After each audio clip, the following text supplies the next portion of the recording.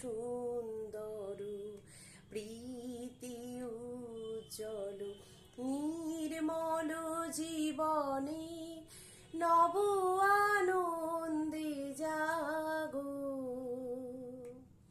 আজি। আজ পয়লা বৈশাখ, বাংলা বছরের শুরু।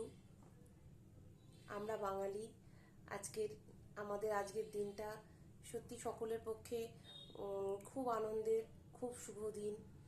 আমি আমার সকল বন্ধুদের পয়লা বৈশাখের বছরের শুরুর শুভেচ্ছা জানাই।